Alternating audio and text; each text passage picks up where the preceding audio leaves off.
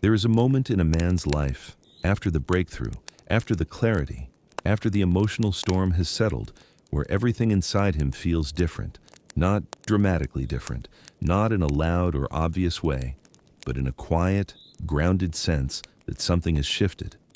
He sees himself more clearly. He understands his patterns.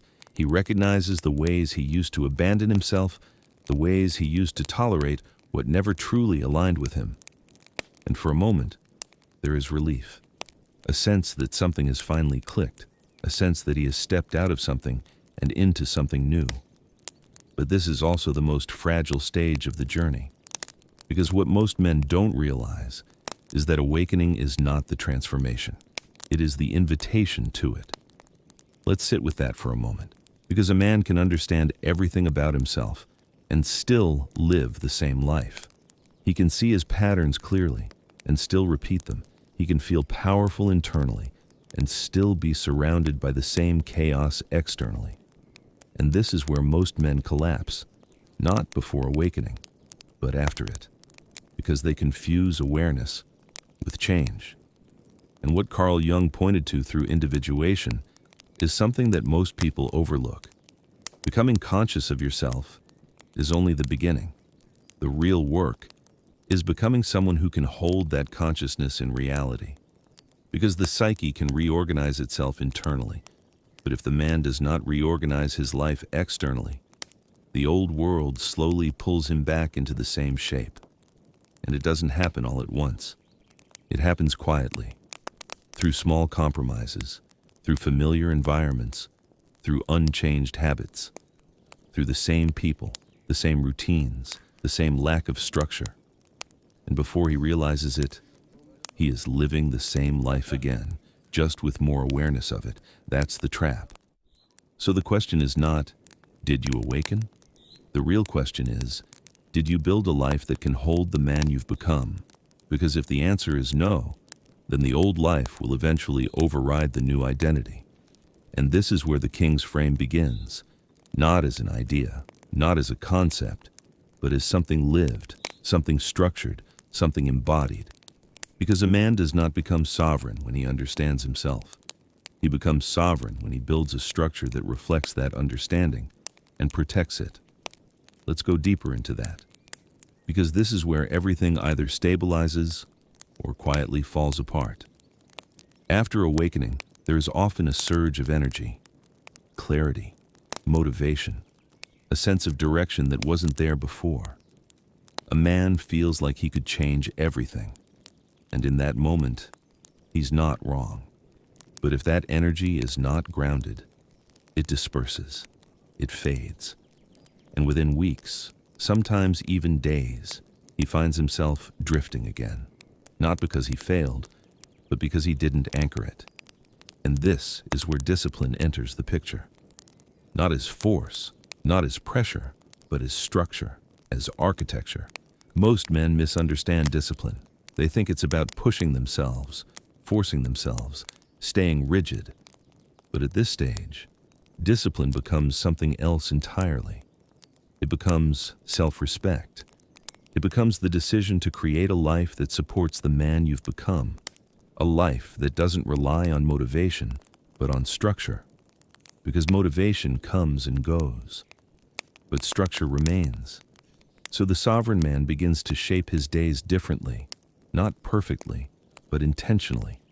He creates space in his mornings, not because he has to, but because he understands what it does for him. He gives time to what matters, his body, his mind, his work, his direction. He begins to build rhythm, and over time, that rhythm becomes stability, and that stability becomes identity. Because what you repeat daily eventually defines you. And if your external life still reflects your old patterns, your internal shift will not hold. This is where many men underestimate the importance of the physical world. Your environment matters, your space matters, your habits matter, the way you move through your day matters, because all of it either supports your identity or slowly erodes it. And when a man begins to bring order into his external world, something powerful happens. His mind becomes clearer. His energy becomes more consistent. His decisions become sharper because chaos drains power and order preserves it. But even this is only half of the equation. Because building something is one thing, protecting it is another. And this is where the real test begins. Because the moment you begin to change, life responds. Old dynamics reappear. People behave differently. Situations arise that test your boundaries, your reactions, your clarity. Not to break you, but to reveal whether what you've built is real. And this is where boundaries become essential. Not aggressive, not reactive, but clear. A man who has done the work can feel misalignment quickly. He doesn't need long explanations. He feels it in his body. When something drains him, when something pulls him out of center, when something disrupts his peace, and instead of explaining, negotiating, or tolerating, he chooses. He chooses what stays. He chooses what goes. He chooses what has access and what no longer does. Because a boundary is not something you argue. It is something you live. It is the quiet decision. This no longer aligns with who I am. And that decision, repeated consistently, becomes protection. Because once you begin to build something meaningful, your energy becomes valuable. Your time becomes valuable. Your attention becomes valuable. And if you do not protect those things, they will be taken, not out of malice, but out of habit, out of unconscious dynamics, out of the way the world operates. So the sovereign man becomes selective, not closed, but aware. He understands that not everything deserves his energy. Not every conversation deserves his attention. Not every connection belongs in his life. And this is where something deeper forms. A sense of groundedness, a sense of stability, a life that feels intentional instead of reactive. And at the center of all of this is something even more important, the relationship he has with himself. Because beneath the discipline, beneath the structure, beneath the boundaries, there is a part of him that needed all of this, the part that once adapted, that once endured, that once didn't feel safe. What Jung would point to as the deeper layers of the psyche, what many would call the inner child. And now, for the first time, that part begins to trust. Not because the world changed, but because the man did. Because he no longer places himself in situations that recreate the same chaos. He no longer tolerates what once hurt him. He no longer abandons himself to maintain connection. And that changes everything.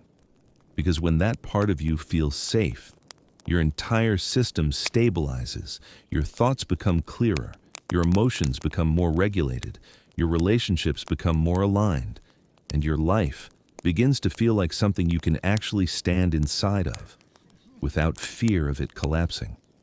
And this is the king's frame. Not just discipline, not just boundaries, but a life that can hold your identity. A life where your internal world and external reality are no longer in conflict. And this is what most men are actually searching for. Not more insight, not more information, but alignment, stability, a sense that who they are is reflected in how they live. So take a moment and reflect. Where in your life are you still operating from the old structure? Where are you still tolerating what no longer aligns? And what would it look like to build something different? Not perfectly, not all at once, but intentionally. Because this is not about becoming someone new. It is about becoming consistent with who you already are. And if you are on this path, if you have done the internal work, then this is your next phase. Not awakening, but embodiment. Not insight, but construction. So if this resonates with you, subscribe. Because this is not just about understanding yourself. This is about building a life that reflects it. A life that can hold your clarity, your presence, your direction, your peace. Because the truth is, a man is not defined by what he realizes. He is defined by what he builds and what he refuses to let break it. This is the king's frame. And this is where your life becomes real. Chop wood, carry water, and let's keep the fire burning.